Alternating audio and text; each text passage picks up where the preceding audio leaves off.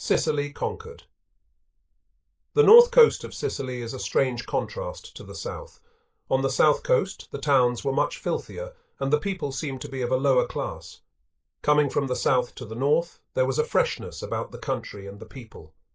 The macadam road that follows the sea all the way from Palermo to Messina is a scenic one. I heard a dozen soldiers say, "If you could only travel this road in peacetime, it would be a nice vacation, wouldn't it?" The interior roads through the mountains are few, mostly gravel and quite rough. All through the campaign we had to use mules to get supplies up to our troops in the mountains, and 3 times during the battle men went without food and water for as long as 60 hours. How they kept going is beyond me, but I've reached the point where nothing the infantry does startles me anymore. The 3rd Division had more than 500 mules at the end of the campaign. They brought 30 burros with them from Africa, but discovered the burros couldn't keep up with the infantry, so they had to abandon them for the stronger Sicilian mules. Most of the mules were pretty poor, and we lost lots of them both by artillery fire and by plain exhaustion.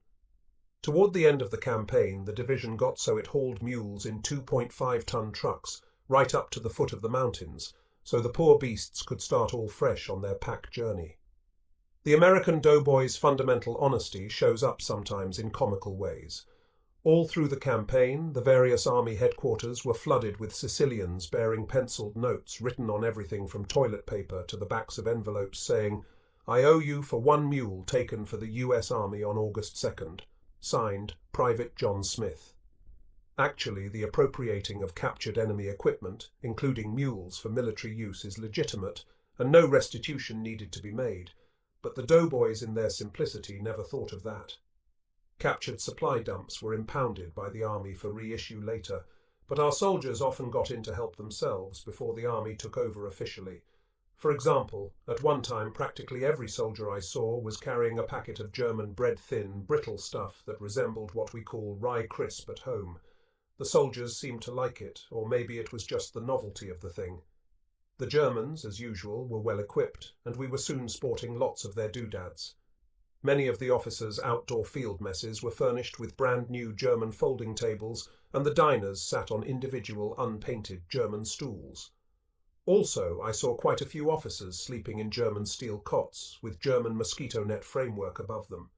Speaking of mosquitoes, by the end of August, the heat and the lack of sanitation began to take their toll. Diarrhea was common, there was a run of the same queer fever I, and a good many men came down with malaria. In fact, in the last weeks of the campaign, the correspondents themselves dropped off like flies with malaria. Usually they went to the army hospital for a few days until the attack passed, and then returned to work. Our soldiers were careless about their eating and drinking, but I couldn't blame them. One of the most touching sights was to see a column of sweat-soaked soldiers, hot and tired, march into a village and stop for rest.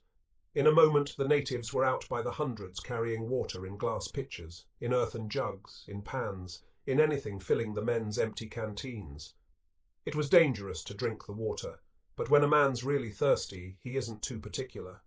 Most of the time I approached native food and drink pretty much like a persnickety peacetime tourist who avoids all fresh vegetables and is very cagey about drinking water, but despite my caution, I came down with the fever. A couple of days after getting back to normal, I was hit with the GIs, or army diarrhea. Half our camp had it at the same time.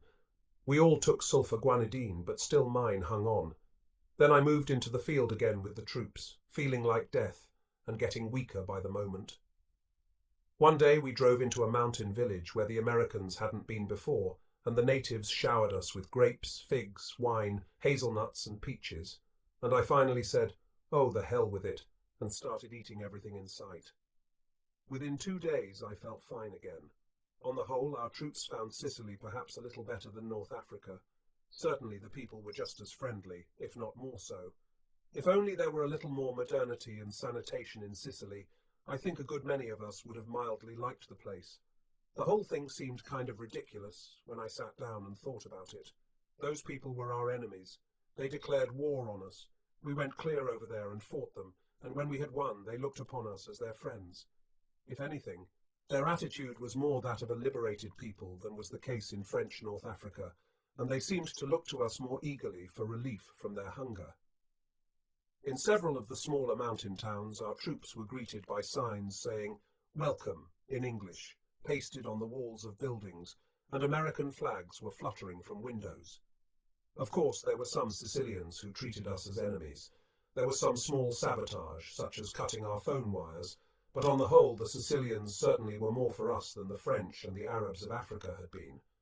Actually, most of us felt friendlier toward the Sicilians than we had toward the French, and in comparison with the Arabs, well, there just wasn't any comparison. Sicily is really a beautiful country. Up in the north it is all mountainous, and all but the most rugged of the mountains are covered with fields or orchards.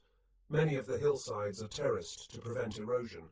By August everything was dry and burned up, as we so often see our own Midwest in dry summers. They said it was the driest summer in years. Our ceaseless convoys chewed up the gravel roads, and the dust became suffocating. But in springtime, Sicily must look like the Garden of Eden. The land is wonderfully fertile. Sicilians would not have to be poor and starving if they were capable of organizing and using their land to its fullest. Driving over the island, I had a feeling of far greater antiquity than I got even from looking at the Roman ruins in North Africa. Everything is very old, and if only it were clean as well, it would be old in a nice, gentle way. Towns sit right smack on the top of needlepoint mountain peaks. They were built that way in the old days for protection. Today a motor car can't even get up to many of them. In the mountain towns, the streets are too narrow for vehicles, the passageways are dirty, and the goat and burro are common. In the very remotest and most ancient town, we found that half the people had relatives in America, and there was always somebody popping up from behind every bush or around every corner who had lived for 12 years in Buffalo or 30 years in Chicago. Farming is still done in biblical style. The grain threshing season was on then, and how do you suppose they did it? Simply by tying 3 mules together and running them around in a small circle all day long, while a fellow with a wooden pitchfork kept throwing grain under their hooves. We had hit Sicily in the middle of the fruit and vegetable season. The troops went for those fresh tomatoes, like sourdoughs going for gold in the Klondike. Tomatoes and watermelons too. I've never seen so many watermelons in my life, even if I did miss out on them that first day on the beach. They were mostly small round ones, and did they taste good to an old watermelon devourer like myself? Also we ate fresh peaches, grapes, figs, and even mulberries. At first, when we hit a new town, the people in their gratitude gave away their fruit to the troops, but it didn't take them long to learn, and soon they were holding out for trades of rations or other army stuff. The people didn't want money. When we asked them to work for us, they said they would, but that we must pay them in merchandise, not money. The most sought-after thing was shoes. Most of the people were going around in sandals made of old auto tires. I believe you could have bought half the island of Sicily with 24 pairs of GI shoes. As the Sicilian campaign drew to an end, and we went into our rest bivouac, rumours by the score popped up out of thin air and swept like a forest fire through the troops. Number one rumour in every outfit, of course, was that ships already were waiting to take them back to the States. That one was so old I don't think half the men will believe it's true when the war ends, and they actually do start back. Other rumours had them staying in Sicily as occupation troops, going to England, going to China, and ugly thought going right on as the spearhead of the next invasion. Some people worry about rumours such as these, which are constantly sweeping our armies, but personally I think they are harmless. When the army doesn't have women, furloughs, ice cream, beer, or clean clothes, it certainly has to have something to look forward to, even if only a faint hope for some kind of change that lies buried in an illogical rumour. In fact, I don't know how we would endure war without its rumours. A few days after the Sicilian campaign had actually ended, I went back to Palermo to get in touch with what we jokingly called civilization. The army had commandeered several hotels, and I was put up in a dungeon-like cell that overlooked an alley inhabited by a melee of Sicilians who screamed constantly and never cleaned up anything. They apparently had the concession for raising and furnishing the hotel with mosquitoes, for these came floating up like smoke from that alley. I tried mosquito netting over my bed, and just before climbing in for my first repose off the ground in 5 weeks, I decided I had better inspect the lovely white sheets. My haul was 3 bedbugs and a baby scorpion. Civilization, she is wonderful. In the field, most of us had mosquito nets. The mosquitoes weren't really so bad in the country, but there were just enough to keep us worried about malaria. We strung up nets over our bedrolls in scores of fashions, all the way from tying them to tree branches to hanging them over Italian aluminum tent poles stuck in the ground. The climate was ideal for our Sicilian campaign. The days were hot, but nothing approaching the summer heat of Kansas or Washington, D.C. Down on the coast, the nights were just right for sleeping with one blanket. Up in the mountains, it actually got cold at night. There wasn't a drop of rain. Every hour, the army engineers thanked Allah for the dryness, because rains would have washed out their bypasses around the blown bridges and made the movement of our vehicles almost impossible. Because of the climate, nobody used tents any longer for sleeping. We just threw our blankets down on the ground and slept in the open. Until you sleep under the open skies, you never realize how many shooting stars there are in the heavens. And one night, there was a frightening red glow in the east that lasted only a couple of seconds. It coloured the whole eastern heavens. It was neither flares nor gunfire, so it must have been Mount Etna, boiling and snarling. In the Sicilian villages we passed through, the local people would take little embroidered cushions out of their parlours and give them to our soldiers to sit on while resting. It was funny to march with a sweaty infantry company and see grimy doughboys with pink and white lacy cushions tucked under their harness among grenades, shovels and canteens. The hazelnut and almond season reached its peak just as the campaign ended. Practically every camp had a 100-pound sack of almonds lying on the ground where the soldiers could just sit and crack the nuts on rocks and gorge as though it were Christmas. The local people gave us hazelnuts as we passed through the towns. I saw one company in which nearly every man took off his steel helmet and filled it full of hazelnuts, and then marched on down the road with the heavily laden hat held in the crook of his arm. Hazelnuts, red wine, hardtack and thou. Or what am I thinking of? Italy. December 1943, April 1944. Artillerymen. In November, after a 2 months' leave back home in the States, I headed again for the Mediterranean theatre. All during the long trip over, I had a vague feeling that something bad was going to happen. It wasn't exactly a premonition, and I didn't really worry about it. Yet a slight fear was there. So when at last we came over Algiers, after 8,000 miles of probably the most perfect long trip I ever had, I thought to myself, well, we crack up when we land here, I suppose. It's our last chance for anything to happen. I was pretty tense when we skimmed down the runway. It seemed as if the pilot would never get the wheels on the ground. But finally they did touch, light as a feather. We ran smooth and straight, and nothing happened at all. The airport was thronged with British, American and French travellers in uniform, hundreds of them. As we were waiting for a jeep to come for us, a British captain I'd known months before came up and asked if he could ride into town with us. Soon after, Dick Hottelot from London came past and said a startled hello. Next came Fred Clayton of the Red Cross, just landed from Italy. A young naval lieutenant I'd known in Morocco and an officer I'd never seen before yelled across the crowd, "Welcome home!" Then I knew that the old fraternity of war had enmeshed me once more. Algiers had changed since I left it nearly 3 months before. The blackout had been lifted in favour of a demout. Everybody felt far from the war. The barrage balloons still flew over the harbour, but they were fewer. The streets were packed with soldiers of 3 nationalities. There were even some American civilian women where before there had been none. There were more WACs too. Soldiers were always saluting us correspondents, so there must have been new troops in town. Great rows of boxed engines lined the roads, supply dumps filled the fields, and the road in from the airport was rougher from much convoying. It looked as if North Africa from the Atlantic to Cairo had become a war depot of unprecedented proportions. Everybody was friendly and terribly anxious to know how things were at home. "Can you get enough to eat?" they asked. "Can you still have any fun? Have things changed much? Can you go up to a bar and buy a drink? Is there any traffic in the cities? Can you still get a glass of milk? Can you buy eggs? Are prices terribly high?" A dozen soldiers told me their families had intimated that they were probably better off in Africa for food than the folks were at home. Some even wondered whether they should go home if they got a chance. The army mess where I used to eat during infrequent visits to Algiers was staffed at one time by soldier waiters. Later we had French girls, but upon my return the waiters were Italian prisoners. They were the best of all.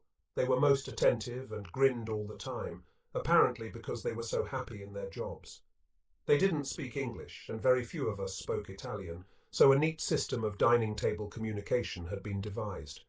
At every place was a little typed menu, with each dish numbered. With it was a tiny slip of paper with numbers running up to about 15. We simply took a pencil and circled the numbers of whatever we wanted, and handed the slip to the waiter. Pretty soon he came back with exactly what we ordered, no matter how illogical our appetite might be. They simply never made a mistake that way. I think we ought to try it at home. Private George McCoy used to do a daily buttonhole broadcast for WEAF on the steps of the Astor Hotel in New York. The program was called The Real McCoy. On the staff of Stars and Stripes, he was doing the same thing, buttonholing soldiers on the streets and having them talk into the microphone. He called his program The Sidewalks of North Africa. On my way home in September, George buttonholed me, got me up to his studio and made a record for broadcasting to the soldiers. I don't know what I said, because it was the second time in my life I'd ever done such a thing, and I was so scared I can't remember. But anyhow, I got through it, and the recording was later broadcast to the troops over there. I ran into Private McCoy again, and he was all aflutter. Seems he'd read in a clipping from the States how I'd turned down an offer of $1,500 for one broadcast. So he had been running around all over Algiers telling people what a wonderful person I was because I turned down $1,500 at home, but did one for nothing over there. It was nice of George, but the truth is, I'm just plain silly. Transient correspondents at Algiers stayed in 6 rooms set aside for them at the Aletti Hotel. A newcomer just went from room to room until he found either an empty bed or some floor space for his bedroll, and moved in. The first night I stayed with John Daly of CBS. The second night I slept on a balcony in the new sleeping bag that girl bought me as a farewell gift. And then I shared a room with Red Muller of NBC, who was about to start home for the first time in 20 months. My battle friend, Chris Cunningham of the United Press, was still there after nearly 2 years at war. His plans for a return home were cancelled at the last minute. There too were Hal Boyle and Boots Norgard of AP, Don Coe of UP, and Graham Hovey of INS, all old pals of the winter in Tunisia, and all of them getting tireder and tireder of war. On the second day back in Algiers, I went up to Allied headquarters to give General Eisenhower a copy of my book. In the outer lobby, I had to show my credentials to a soldier behind the desk. After the soldier had made out my entry pass, he said, "I'm almost from your hometown." "Where's that?" I asked. "Montezuma, Indiana," he said. The soldier was Luther C. Manwaring, a quiet, gentlemanly young man of 25, who hadn't been home in nearly 2 years. He was from a family quite well known in our part of Indiana, because there were triplets in the home. Luther's younger brother was Jack Manwaring, the only boy of that trio. He served on Guadalcanal and was still somewhere in the southwest Pacific. I had been in Montezuma about a month before, so I was able to tell Private Manwaring that our respective hometowns were still there and thriving and hardly missing him or me at all. A few evenings after my arrival, I had a phone call from a man who said Albuquerque was his hometown too, and could he come up? When he arrived, he turned out to be a sailor. His name was Hoyt Tomlinson, and his mother and sister lived at 510 West Roma. Hoyt had been in the Navy for 2 years and was on his 9th round trip across the Atlantic, with a couple of invasions thrown in. He was a cook, first class, and liked it. He used to work in the soda fountain in the Triangle Cafe out near my home. Then he worked for the Rainbow Baking Company. Tomlinson loved to see people from Albuquerque. One time, while on Liberty in New York, he was sitting in a donut place on Broadway when he recognized a man's back in the sidewalk crowd. He dashed out and chased the man down the street, knocking people over as he went. The man was a Mr. Bacacci of the Sunny State Liquor Company in Albuquerque. Sailor Tomlinson said he was so homesick at the time that he started to cry, and he was so delighted at seeing somebody from home that he kept Mr. Bacacci up till 3 a.m. Tomlinson was clean-cut and big-hearted, and he insisted on going back to his ship and bringing me stuff like a roast chicken, canned ham, and so on. But since I was just leaving for the front and already overloaded, I had to forgo his Western hospitality. Before very many days, I knew I'd probably be willing to give a week's pay for half a roast chicken. I had intended to work back into the war gradually. I'd see how things were in Naples, and whether the island of Capri was as pretty as they say. I don't know what happened. but something did. I hadn't been in Naples 2 hours before I felt I couldn't stand it, and by the next evening there I was up in the mud again, sleeping on straw and awakening throughout the night with the old familiar crash and thunder of the big guns in my reluctant ears. It was the artillery for me this time. I went with an outfit I had known in England during the fall of 1942, made up largely of men from the Carolinas and eastern Tennessee. The regiment shot 155mm howitzers. They were terrifically big guns, and lordy did they make a noise. The 6-ton gun fires a shell so big it is all an ammunition carrier can do to lug one up to the gun pit. The regiment had all new guns then. I can't tell you how far they shot, but as the Carolina boys said, "It's awful fur." The commanding officer was a good-natured former textile plant executive who fought all through the last war and had already spent nearly a year in the front lines in this one. He was humorous, as southern as Magnolia, and he loved being alive. He called every soldier around him by his first name. He lived in a 2-man tent with his executive officer. When I first joined the outfit, the tent was pitched on a hillside, and they had put big rocks under 2 legs of their cots to make them level. They washed from gasoline tins and slogged a 1/4 of a mile through deep mud for their meals. Both were men of refinement and accustomed to good living back home. The colonel was 50 years old proof that middle-aged men of the right frame of mind can take it at the front. When I came puffing up the muddy hillside late one afternoon between showers, the colonel was sitting in a canvas chair in the door of his tent reading a magazine. When I got within about 50 yards, he looked up, let out a yell and called out, "Well, I'll be damned if it ain't my old friend Ernie Pyle. Gosh amighty, am I glad to see you. Ansel, this calls for a drink." He reached under his cot and brought out a square bottle of some white Italian fluid full of what looked like sugar Christmas trees. It was a very thick, sweetish substance, which shows what a southerner can come to who's been without mint juleps for a year. The colonel's tent mate was Lieutenant Colonel Ansel Godfrey, who used to be principal of the high school at Aberville, South Carolina, but he called Clinton his home. He and I and the colonel sat for 2 hours while they pumped me about America and told me about Italy. The colonel said, "Boy, are you a welcome sight. You don't know how wonderful it is to have somebody new to talk to. Ansel and I have been boring each other to death for months. Today we tell each other what we are going to do tomorrow, and then tomorrow we tell each other we're doing it. The next day we tell each other we did it. That's what we've been driven to for conversation." After supper and a couple of hours with these friends, I told them I wanted to go live with one of their gun crews. They said all right, but since it was raining again, there might not be much shooting. They promised that if they did get any orders during the night, they'd have whatever battery I was with do the firing. So I went down and introduced myself to a gun crew and warned them I probably was going to cause them to overwork, for which I apologized. Then I settled gradually in mud up to my knees. It wound up that I stayed 3 days and 3 nights with those boys and got so I felt like a cannoneer myself. Only once did I hear anybody singing the famous artillery song about the caissons rolling along. A cannoneer hummed it one day during a lull, "Over hill, over dale, as we hit the dusty trail." What a sardonic line that was in Italy, with our guns hub-deep in black, sloshy, gooey, all-encompassing mud, and not a grain of that longed-for dust within 1,000 miles. Our artillery played a huge part all through the Mediterranean fighting. It was good even in the spring of 1943, and it had grown better all the time. The Germans feared it almost more than anything we had. There was plenty of it, and plenty of ammunition too. The artillery was usually a few miles back of the front-line infantry, although there were times in Italy when artillerymen were actually under machine-gun fire. In 99 cases out of 100, an artilleryman never sees what he's shooting at, and in 9 cases out of 10, he never even knows what he's shooting at. Somebody just gives him a set of figures over his telephone.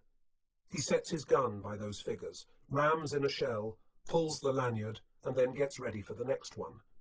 He usually shoots over a hill, and there in Italy the men said they were getting sick of going around one hill and always finding another one just like it ahead of them. They sure wished they could get out in the open country and just once shoot at something that didn't have a hill in front of it.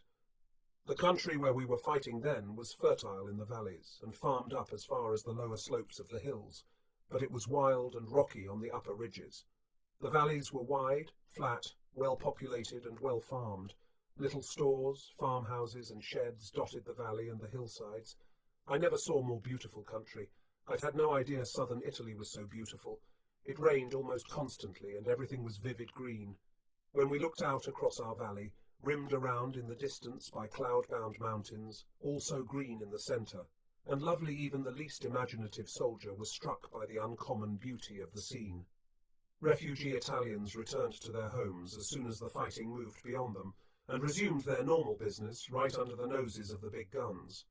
Women drove huge grey hogs past the gun pits, and the crews had to yell at them when they were about to fire. Small herds of grey cows that looked like Brahmins, except that they had no humps, wandered up and down the trails. Little children stood in line at the battery kitchen with tin pails to get what was left over. Italian men in old ragged uniforms moseyed through the arbours. Now and then we stopped one and questioned him, but mostly they just came and went and nobody paid any attention. Like the Arabs, they seemed unconscious and unafraid of the warfare about them. That is, all except the planes. When German planes came over, they ran and hid and quivered with absolute terror. It was that way in Sicily too. They remembered what our bombers did. Those lovely valleys and mountains were filled throughout the day and night with the roar of heavy shooting. Sometimes there were uncanny silent spells of an hour or more. Then it would start up again across the country with violent fury. On my first night at the front, I slept only fitfully, never very wide awake, never deeply asleep. All night long the valley beside us and the mountains and the valleys over the hill were dotted and punctured with the great blasts of the guns. We could hear the shells chase each other through the sky across the mountains ahead, making a sound like cold wind blowing on a winter night. Then the concussion of the blasts of a dozen guns firing at once would strike the far mountains across the valley and rebound in a great mass sound that was prolonged, like the immensity and the fury of an approaching sandstorm. Then the nearer guns would fire, and the ground under our bedrolls would tremble, and we could feel the awful breath of the blast push the tent walls and nudge our bodies ever so slightly. And through the darkened hodgepodge of noise, we could occasionally pick out the slightly different tone of German shells bursting in our valley. It didn't really seem true. 3 weeks before I had been in Miami, eating fried chicken, sleeping in deep beds with white sheets, taking hot baths and hearing no sound more vicious than the ocean waves and the laughter of friends. One world was a beautiful dream, and the other a horrible nightmare, and I was a little bit in each of them. As I lay on the straw in the darkness, they became mixed up, and I was confused and not quite sure which was which. Artillery batteries are laid in, as artillerymen say, in all kinds of positions, but my battery E was probably typical. Our 4 guns were set in and around a grape arbour. On one side, a ridge rose steeply 400 or 500 feet. A broad valley spread out below us. The 4 guns formed a rough square about the size of a city block, and they were so close under the brow of a hill that it was almost impossible for the German artillery to reach us. Each gun was planted in a pit about 3 feet deep, and the front of the pit was lined, shoulder high, with sandbags. Over the entire pit, a camouflage net had been stretched on poles. The net, just head high, gave you a sense of having a roof overhead. When the guns were quiet, we could yell from one gun pit to another. A few feet on one side of the gun pit was a stack of black cases about 3 feet long, clipped together in triple clusters. These were the powder charges. On the other side of the pit lay a double row of rust-coloured shells. The ammunition carriers kept a supply of 10 or 12 shells inside the pit, but the powder charges were brought in one at a time, just before the shooting, because of the danger of fire. The floor of the gun pit was muddy, and we had to move carefully to stay on our feet. One day one of the ammunition carriers, a slight fellow, slipped with his heavy shell and let out an irritated, "God damn it," whereupon the sergeant said sarcastically, "Hush, the devil will get you for talking like that." Several times a day an ammunition truck came ploughing through the muddy field, backed up to the gun pit, and unloaded another truckload of shells. It was a game with the gun crew to try to get the truckers to carry the shells inside the pit instead of stacking them outside, and sometimes, when in good humour, they would do it. All 4 guns were connected to the battery's executive post by telephone, and the chief of each crew wore a headphone all the time he was in the pit. An executive post might be anything from a telephone lying on the ground under a tree, clear up to the luxury of an abandoned cowshed, but it was always within a few yards of the battery.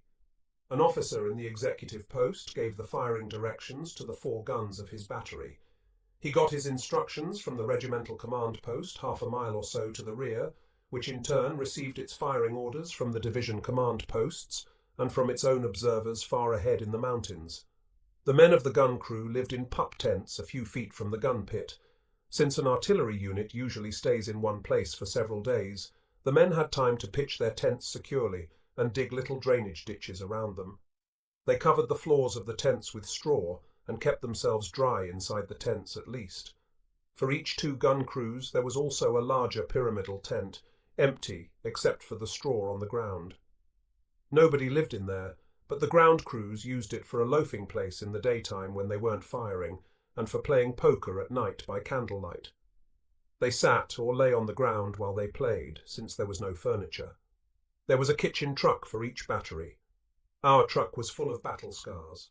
There were holes in the walls and roof from bomb fragments, and the stove itself had a huge gash in it, yet nobody in the kitchen had ever been hurt. The battery's 3 officers ate standing up at a bench inside the truck while the men ate outside, either sitting on their steel helmets in the mud or standing up with their mess kits resting on a farmer's stone wall. They didn't all eat at once. 3 went at a time from each crew, since the guns were never left, day or night, without enough men to fire them. Our crew claimed it could fire faster with 3 men than the others could with 10, but of course all crews say that. Actually, the crews didn't stay at the alert inside the gun pit all the time, but they were always close enough to get there in a few seconds when the whistle blew. Supper was at 4:30, and by 5:30 it was dark. There was nothing to do, no place to go, and even inside the big tents the candlelight wasn't conducive to much fun, so usually the crews were asleep by 8:30. Some took off their pants, but most of the men just removed their shoes and leggings. Each crew posted a guard, which was changed every 2 hours throughout the night, to stand by the field telephone and listen for firing orders. Most of the cannoneers got so they could sleep through anything. Steady firing, even fairly close, didn't keep a man awake after he got used to it. It was the lone battery that suddenly whammed away after hours of complete silence that brought us awake, practically jumping out of our skins. My gun crew had fought through 4 big Mediterranean campaigns. The men had been away from America for nearly 17 months, and it had been more than a year since any of them had slept in a bed. A few weeks before I joined them, they turned in their old gun for a brand new one. The old howitzer had fired more than 6,000 rounds. Originally, the whole crew was from South Carolina, and they were a closely knit bunch, but transfers and illnesses over the months had whittled the Carolinians down to 5. People from such strange and unorthodox places as California and Missouri had infiltrated. But Carolina still set the pace, and a year of wrestling with French and Italian hadn't changed their accent a bit. Practically everybody had a nickname, such odd ones as Rabbit and Wartime and Tampa and Moat. I noticed that most of the crew called their gun Hauser instead of howitzer, and they said far instead of fire. The officers were mostly Southern too, and I must say that outfit came the nearest to being a real democracy of any I had seen in the army. The battery officers worked, lived and played with their men. It was a team, rather than a case of somebody above giving orders and somebody below taking them. Most of the men were from small towns or farms. They were mainly hill people. There was something fundamentally fine and sound about their character that must have been put there by a closeness to their hills and their trees and their soil. They were natively courteous. Most of them had little education, and their grammar was atrocious, but their thinking was clear, and they seemed to have for all people a friendliness that much of America doesn't have. They accepted their hardships with a sense of gaiety and good humour that is seldom found in army outfits. The artillery lives tough, but it too, like nearly every other branch of the army, bows in sympathy and admiration to the infantry.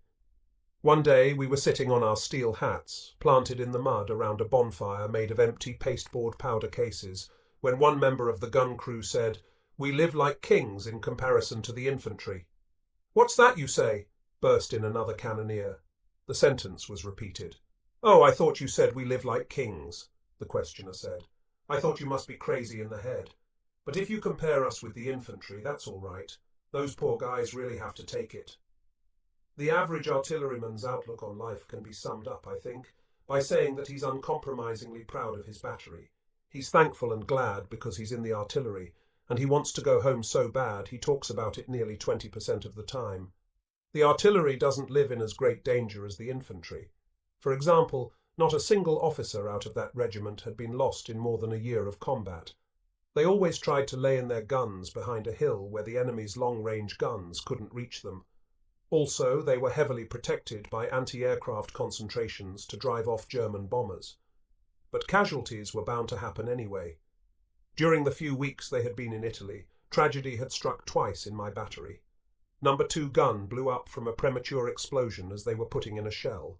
3 men were killed and half a dozen wounded. Not long before that, some German raiders did get through, and a bomb explosion killed 3 men and wounded nearly a dozen others.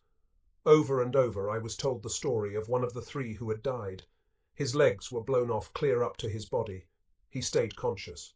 When the medical men went to help him, he raised what was left of himself up on his elbows and said, "I'm done for, so don't waste time on me. Go help the other boys." He lived 7 minutes, conscious all the time.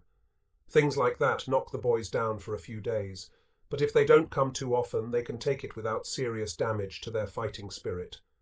It's when casualties become so great that those who remain feel they have no chance to live if they have to go on and on taking it. That's when morale in an army gets low. But the morale was excellent in my battery. The men griped, of course, but they were never grim or even mad about the toughness of their life. They were impatient only for movement. They would have been willing to fire all day and move all night every day and every night if only they could keep going forward swiftly. Because everywhere in our army, forward, no matter in what direction, is toward home. The conversation that went on in our gun pit during a lull in the firing ran anywhere from the number of flies in a bottle of local vino clear up to conjecturing on what the war was all about. Although profanity was a normal part of their language, the boys in the artillery seemed less profane than the infantry. The rougher a man lives, the rougher he talks, and nothing can touch the infantry for rough and horrible living. The impending arrival of galoshes occupied a good part of the conversation in our howitzer crew. Galoshes had been promised for weeks, day after day, but the rains were 2 months old, and the galoshes had not arrived. "I'd give my payroll for a pair of galoshes," one soldier said. "They're supposed to be on a ship already in the harbour," another cannoneer said, "and sure as hell the Jerrys will sink it before they get them unloaded." Dozens of times a day the subject of galoshes came up. "My feet haven't been dry for 6 weeks, one soldier said, and another one spoke up. "If you take a shot of that lousy cognac they sell in Naples, it will dry your socks as soon as it hits bottom." Little Corporal John C. Graham from Dillon, South Carolina, sat on a water can before a bonfire, scraping the mud off his shoes before putting on his leggings. He too got off on the subject, and one of the other boys said, "Oh, for God's sake, stop talking about overshoes. That's all I've heard for weeks, and I'm sick of listening to it." "Well," said Corporal Graham, "you got to talk about something, and it might as well be overshoes." Corporal Graham was nicknamed Pee-wee. He was short and chubby and round-faced, and his eyes squinted with good humour and friendliness. He was only 20 years old, and had been in the army since he was 17. He weighed 117 pounds when he went in, but had put on 43 more in those 3 years. Pee-wee lived on a farm before he enlisted. He was very conscientious and always on the job. He was the gunner, which means second in command to the sergeant. When the sergeant was away, he ran the gun. The other boys liked to kid Pee-wee about swearing mildly and smoking occasionally, since he was so young, but he always had some good-natured retort for them and never got mad. 3 boys in the crew were only 20. They had nothing but fuzz on their faces and only shaved once a week and didn't need it then. Another of the crew was Private First Class, Lloyd Luman from Ottumwa, Iowa. He went by the nickname of Old Man. That's because he was 35, which was ancient to most of the crew. Actually, he didn't look much older than the rest, and it seemed odd to hear him called Old Man. He used to be a farmer, and then he had worked for a long time as a section hand on the railroad. He was quiet and pleasant, and everybody liked him. As soldiers do everywhere, the gun crews killed time by gambling. Our battery got paid for the first time in 2 months while I was with them, and immediately a poker game started in every crew. Our crew even brought a shelter half and spread it on the floor of the gun pit and played right there while waiting for firing orders. As Sergeant McRae said, the best way to bring on a firing mission is to start a hand of poker. And sure enough, they hadn't played 5 minutes when the firing order came, and everybody grabbed his cards and money and scrambled for the shells. While they were playing, one of the boys said, "I wonder if the Germans got paid today." And another one said, "Do you suppose the Germans play poker too?" To which another answered, "Hell no, them guys ain't got enough money to play poker," which was probably a slight misconception on his part, since most of the prisoners I saw had money in their pockets. The boys bet on anything. While I was home in the United States, they said they had bet on whether I would go to the Italian front or to the Pacific Theatre. They made bets on when we would get to Rome and when the war would be over, and a couple of them were betting on whether Schlitz beer was sometimes put in green bottles instead of brown. They came to me to settle this, but I didn't know. The regiment, incidentally, had had a payday just before leaving America more than a year before. They left the States with around $52,000, and when they arrived in England and turned in their money for foreign exchange, they had $15,000 more than they started with. They had taken it away from other outfits on the ship, playing poker. Dumb, these hillbillies. Every morning a medical aid man made the rounds of all the gun pits in our battery. He carried a little satchel of bandages and had some instruments hooked to his belt. When he arrived at our pit one day, he said, "Any sick, lame or lazy in this crew today?" Nobody was sick, but they all admitted being lazy. The only business the medic could drum up was doling out some cotton for their ears and painting the cracked fingers of one boy. He carefully spread the vivid purple ointment around the cracked cuticle and then proceeded to paint the entire nail on all 10 fingers, as though he were a manicurist. Despite the dampness, the boy's fingers would crack open from the dirt and from always washing in cold water. The medic, Private Clarence C. Upright, was a farmer from Statesville, North Carolina. Incidentally, he ate razor blades. For $25, he offered to eat a double-edged razor blade, wash it down with a glass of water, and let us examine his mouth afterwards. He said he used to do it for less, but since the Italians had raised the price on everything, he decided he would also. He tried to get me to buy a performance, but I told him I'd wait till I got home again and see it in a carnival for 2 bits. One night, about 8 of our crew were lying or kneeling around a blanket in the big tent, playing poker by the light of 2 candles. Our battery wasn't firing, but the valley and the mountains all around us were full of the dreadful noise of cannon. There was a lull in the talk among the players, and then out of a clear sky one of the boys, almost as though talking in his sleep, said, "War, my friends, is a silly business. War is the craziest thing I ever heard of." And another one said, mainly to himself, "I wish there wasn't no blankety-blank war no more at all." Then complete silence, as though nobody had heard. When somebody finally spoke, it was something about the game, and no one talked about war. Weird little snatches like that stand out in your mind for a long time. We were sitting in the gun pit one dark morning when word came over the field telephone that a delegation of Russian officers might be around that day on an inspection trip. Whereupon one of the cannoneers said, "Boy, if they show up in a fighting mood, I'm taking out of here. They're fighters." Another one said, "If Uncle Sam ever told me to fight the Russians, I'd just put down my gun and go home. I never could fight people who have done what they have." The powder charges for our guns came in white sacks about the size of 2-pound sugar sacks. 3 of them tied together make 1 charge, and that was the way they arrived in their cases. The type and number of each charge was printed on the bag. One day the sergeant, calling out instructions, asked for a charge of a certain size. When the powderman brought it, it was only half as big as it should have been. The whole crew gathered around and studied it. They read the printing, and there it was in black and white, just as it should be, and yet it was obviously a short charge. So the boys just threw it aside and got another, and that started a long run of conversation and wisecracks along this line. "Some defence worker who had to work on Sunday made that one," they'd say. "He was just too tired to fill it up, the poor fellow. If we'd shot that little one, the shell would have landed on the battery just ahead. Guess somebody had worked 8 hours already that day and made $20 or $30 and had to work overtime at time and a half and was just worn out. Or somebody who had to drive all of 3 or 4 miles after work to a cocktail bar, and he was in too big a hurry to finish this one. It sure is tough on the poor defence workers." The boys were more taken with their own humour than by any bitterness. As Pee Wee Graham said, "You can't stand around all day with your trap hanging open, so you've got to talk about something. and practically anything new for a subject is mighty welcome. Late one dark night, we were all in the gun pit on a firing mission. During one of those startling silences that sometimes came in the midst of bedlam, we could hear ever so faintly a few lovely, gentle strains of music. One of the cannoneers said, "Hey, listen, that's music. It can't be. We're all going crazy." Another man said, "Sure it's music. Don't you know?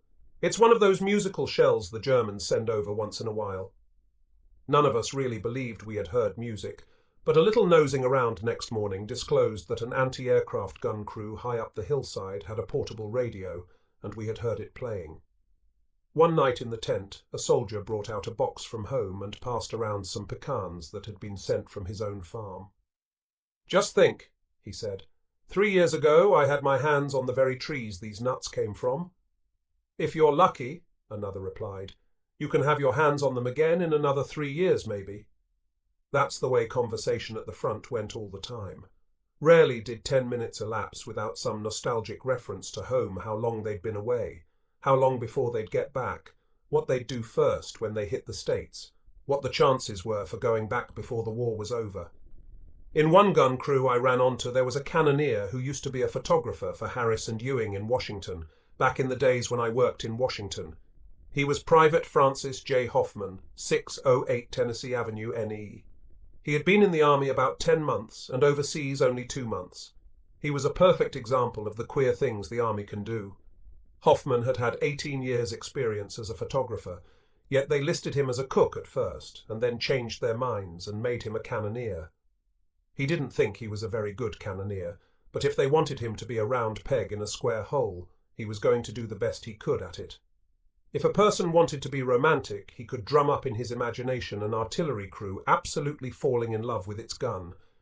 He could imagine a gunner who wouldn't sleep anywhere but in the gun pit. I think I've seen it that way in the movies, and of course it undoubtedly has happened, but not, I think, often, certainly not with my crew.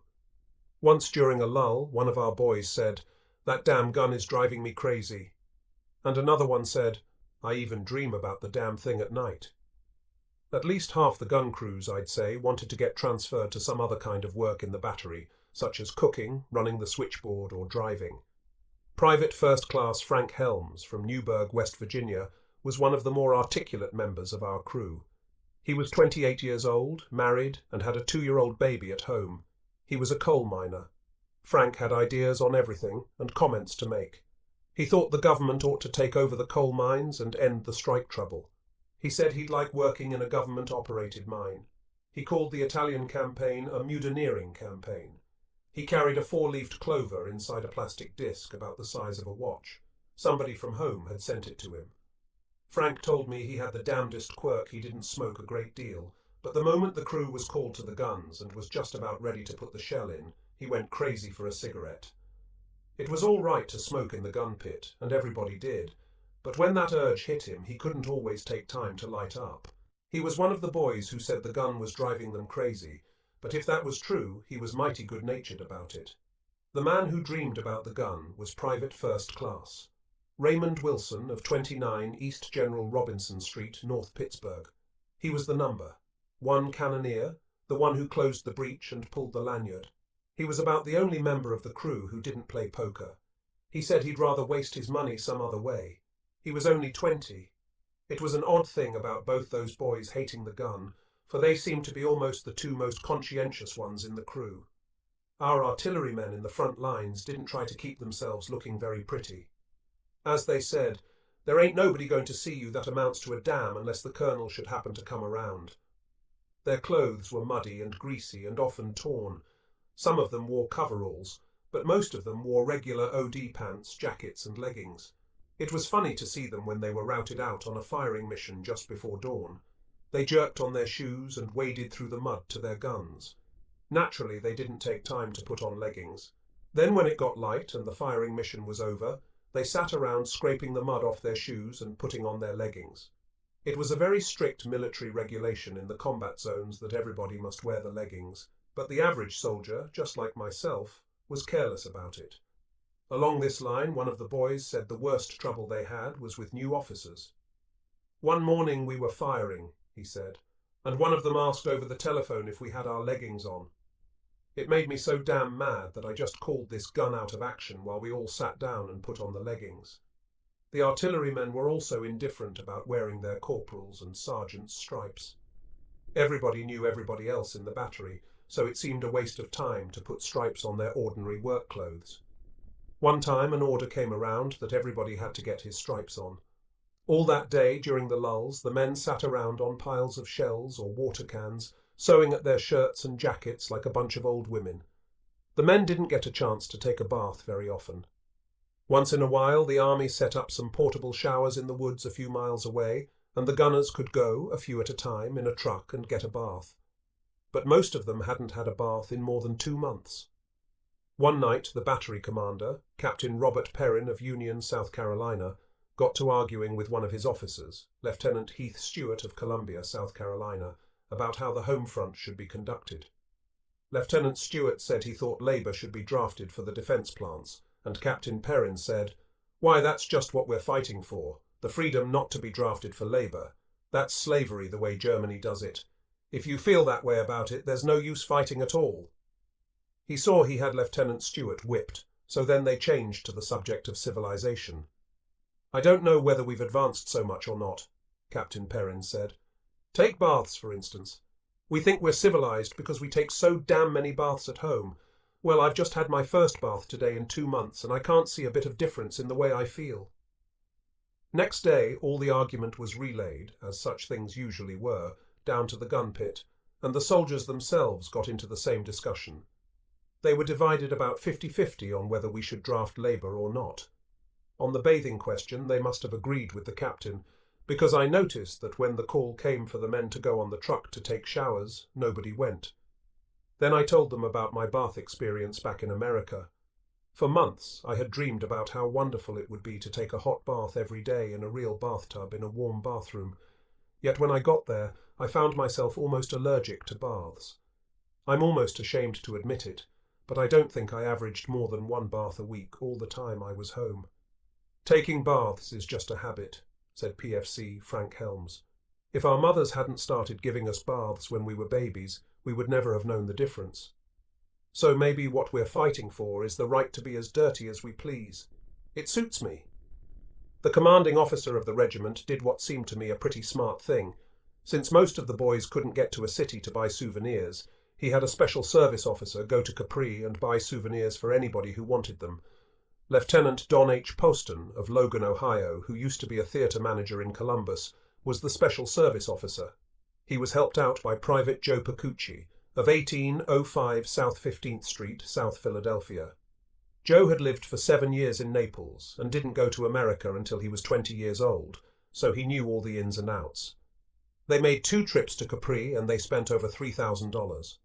They bought 700 ladies' cigarette boxes, 500 cameo brooches, nearly 100 vivid little paintings on wood, and scores of rings, bracelets, necklaces, and other gadgets. Prices went up more than 100% between their first and second trips. This was partly due to inflation, induced by the American soldiers' willingness to pay practically any amount for practically anything. Also, there were some sounder justifications. The electric current was off in the cities, and Italian craftsmen had to run their jigsaws and do their welding by hand, thus cutting down production. All this in the heart of a bitter war. It's a funny world. As one of our gun crew remarked, "The Germans fight for glory, the British for their homes, and the Americans fight for souvenirs." My regiment ran a lottery, and the grand prize was a bottle of Coca-Cola.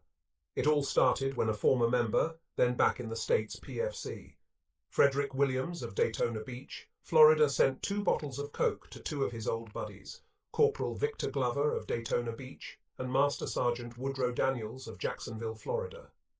Nobody in the outfit had seen Coca-Cola in more than a year. The recipients drank one of the bottles and then began having ideas about the other. At last, they decided to put it up in a raffle and use the proceeds to care for children whose fathers had been killed serving in the regiment.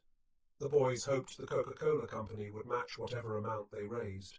The lottery was announced in the little mimeographed newspaper, and chances on the Coke were put on sale at 25 cents apiece. Before the end of the first week, the cash box had more than $1,000 in it. The money came in quarters, dollars, shillings, pounds, francs, and lire. They had to appoint a committee to administer the affair. At the end of the third week, the fund exceeded $3,000. Then Private Lamil Yancey of Harlan, Kentucky, got a miniature bottle of Coca-Cola, and he put it up as second prize. Just before the grand drawing, the fund reached $4,000. All the slips were put in a German shell case, and the brigade commander drew out 2 numbers. The winner and new champion was Sergeant William de Schneider of Hackensack, New Jersey. The miniature bottle went to Sergeant Lawrence Presnell of Fayetteville, North Carolina. Sergeant de Schneider was appalled by what had happened to him. That one Coke was equal in value to 80,000 bottles back home. "I don't think I care to drink a $4,000 bottle," he said. "I think I'll send it home and keep it a few years."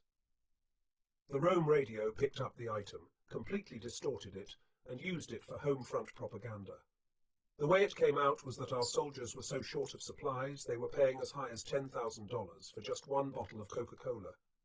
Not only did they give the story a completely false meaning, but they deftly added $6,000 to the kitty. Well, that's one way to fight a war. Shells and big guns cost money, but it's better to spend money than lives. Along that line, a bunch of us were sitting around conjecturing about how much it costs to kill one German with our artillery. When you count the great price of the big modern guns, training the men, all the shipping to get everything over, and the big shells at $50 each, it must cost, we figured, $25,000 for every German we killed with our shelling. "Why wouldn't it be better," one fellow said, "just to offer the Germans $25,000 apiece to surrender and save all the in-between process and the killing?" I bet they'd accept it too. It's a novel theory, but personally I bet they wouldn't. One forenoon, a nice-looking young soldier walked up and sat down on the earthen ledge behind our gun pit. He was Corporal Bubble Perrott of PD, South Carolina, and his job was stringing telephone wires. The other boys were kidding him about having a soft job, and he was saying he walked more in one day than they did in a month. Finally, he said in a soft southern accent, "Say, I've been in the army 3 years and ain't fired a gun yet. Why don't you let me shoot off that thing?" "All right, come on," said Sergeant Jack McRae. "You can shoot the next one." So Bubble went over, pulled the lanyard, and sent the big shell on its way. He dusted off his hands and said, surprised like, "Hell, I always thought you boys had something to do." They chased him out of the gun pit. When the battery moved, each gun was pulled by a huge Diamond T truck. It was no picnic moving those guns over the mountains and through the deep mud. On one move, our gun turned over twice in a single night, when it skidded off the road. When they arrived at a new position, the whole crew turned to with shovels, dug a pit for the gun, and brought up logs to keep the gun from kicking itself out of position. I had thought it took hours to lay in the gun mathematically, get it all braced and everything, but the boys said that on extreme occasions they could fire 8 minutes after reaching a new position. Army powdered eggs were usually no bargain. I think the worst I ever ate were those I had in England, and the best were the work of Mess Sergeant Clifton Rogers of Mullins, South Carolina, who cooked for our artillery battery. Rogers cooked with imagination. Here's how he made powdered eggs for approximately 100 men. He took 2 one-gallon cans of egg powder, poured in 16 cans of condensed milk and 4 quarts of water, mixed it up into a batter, then dipped it out with a ladle and fried it in boiling lard. The result looked like a small yellow pancake. It was frizzled and done around the edges like a well-fried egg, and although it tasted only vaguely like an egg, still it tasted good. And that's all that counted. Speaking of powdered eggs and all the various other forms of dehydrated stuff we got, one of the soldiers said he had heard we were now getting dehydrated water from America. The cannoneers led a life that was deadly with monotony and devoid of any comfort or diversity or hope of diversity. Ordinarily, they were firing the guns only a small part of any one day. The rest of the time they either played poker, did their washing, sewed buttons, wrote letters, or just sat around doing absolutely nothing, talking the same kind of small talk day after day after day. If they had had a comfortable place to loaf in, it wouldn't have been so bad, but there was never anything but a helmet, a water can or a sandbag to sit on, and a little straw on the ground to lie on. There was no place to put anything, and a man's castle was the cramped confines of his pup tent, and yet the average cannoneer was in good spirits and apparently resigned to going on and on that way indefinitely. The regiment had recently begun a rotation system of giving a few men in each battery leave to go to Naples for 5 days. Naples is a nice city, and the boys could get a bath and a good bed, go sightseeing, drink some vino, and maybe even have a date. The boys incidentally cut cards to see who would go on the Naples junkets. The rotation plan of sending 1% per month of each outfit back to America also came in for a lot of discussion. It wasn't working very well up to that point, and the quota had been cut to half of 1%. It was an optimist indeed who figured the quota would ever get around to him personally. Sergeant Jack McRae had his own chances all figured out. He said the way things were going, he would get his 5 days in Naples around the following July, and he would get to go back to America 17 years from then. The shell they fired from those 155mm howitzers had a single metal band around it. 2 or 3 times a day in every battery, one of those bands would fly off as a shell left the gun. On its own, the band was liable to go in any direction, careening and screaming through the air. They were called rotating bands, and they made a variety of noises, one of which sounded like a whipped dog yowling in terror. I was standing one morning with a bunch of cannoneers when a rotating band of the whipped dog type cut loose from another battery, whereupon one of the soldiers said, "We've run out of ammunition, so we're shooting dogs at 'em now." Dogs also figured in the conversation about food. Every day or so, somebody brought up the suggestion that the cook was putting Italian dogs in the chow. One of the boys said, "As soon as I don't see no more dogs around, I'm going to quit eating." One day, an ammunition truck drove past, and it had a little black and white dog standing on top of the hood. His ears and tail stood straight up, and he looked so damned important we had to laugh. When the truck came back, the little dog was running ahead of it, nosing around into everything, still acting awfully important. When he saw us, he came bounding into the gun pit, walked right across a row of shells lying there, and continued busily on his way.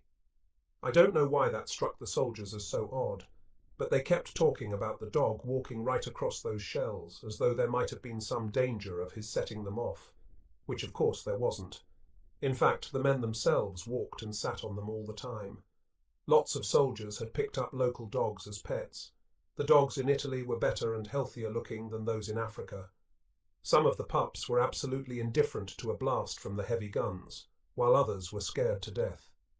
At night, after a salvo, we could hear the farmers' dogs all around yelling in fright as though they had been kicked. And the cannoneers said that sometimes a dog would just stand and shake all over with fright after a big gun had gone off. In that respect, there was a lot of similarity between a dog and me. During one of my last nights with the battery, we were routed out of our blankets an hour before dawn to put down a barrage preceding an infantry attack. Every other battery for miles around was firing. Batteries were dug in close together, and we got the blasts and concussions from other guns as well as our own. Every gun threw up a fiendish flame when it went off, and the black night was pierced like a sieve with the flashes of hundreds of big guns. Standing there in the midst of it all, I thought it was the most violent and terrifying thing I'd ever been through. Just being on the sending end of it was staggering. I don't know how human sanity could survive on the receiving end. When it was all over and daylight came with a calm and unnatural quiet, a rainbow formed over the mountain ahead of us. It stood out radiantly against the moist green hillsides and drifting whitish-grey clouds. One end of it was anchored on the mountain slope on our side of the valley, while the other disappeared behind a hill on the German side, and as we watched, that other end of the rainbow became gradually framed by a rising plume of white smoke caused by the shells we had just sent over. The smoke didn't obscure the rainbow. Rather, it seemed to rise enfoldingly around it, like honeysuckle climbing a porch column. Men newly dead lay at the foot of that smoke. We couldn't help thinking what a strange pot of gold that beautiful rainbow was pointing to.